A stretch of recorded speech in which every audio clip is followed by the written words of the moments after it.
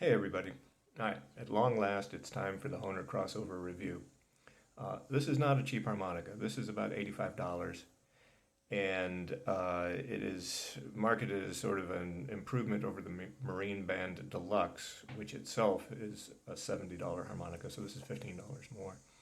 And the question is it worth $15 more than the Marine Band Deluxe? And I think, yeah, it is, if only because it uses a bamboo comb. And, in terms of global sustainability, uh, bamboo is an aggressively renewable resource. Anybody that's ever had this in their yard can attest to the fact that it is very difficult to get rid of. So we should be building more things using bamboo. It is a compromised tuned harmonica. It's small compared to other harmonicas, particularly in this direction. Straight out of the box, it is pretty responsive and it sounds pretty good. I've got a couple of clips of me playing it. Spoiler alert is that, yeah, it sounds okay. Does not overblow straight out of the box.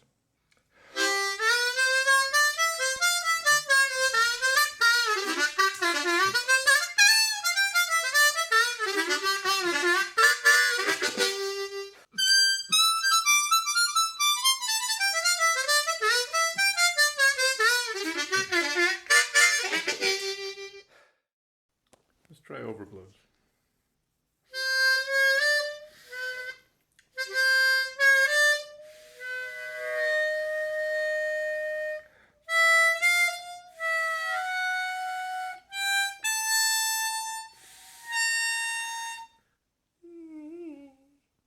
So after the overblow fail, I opened it up.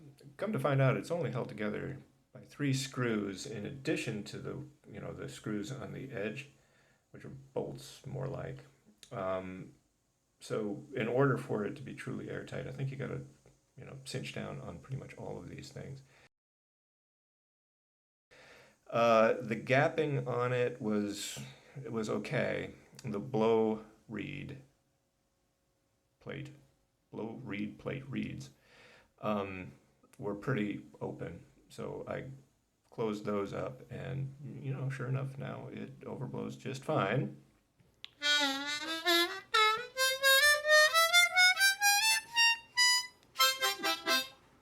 And my bottom line assessment of this is it's a really good harmonica. There are, cults of harmonica players out there. You've met the Special 20 guys who will defend their harmonicas against any criticism, whether justified or not. Hey man, that's a really silver harmonica. No, it's not. It's a Special 20, man. Those guys. And the crossover, I think, has a similar following. These, I think, borrow a little bit from the Seidel folks who are, wealthy and angrily defend their right to overpay for harmonicas.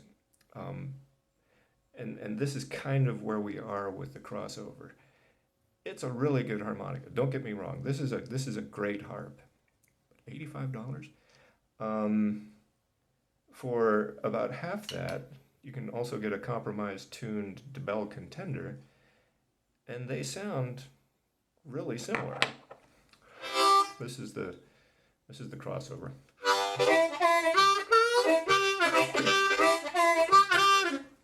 Contender.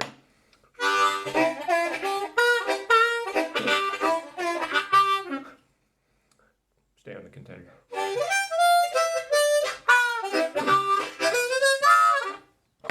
Crossover.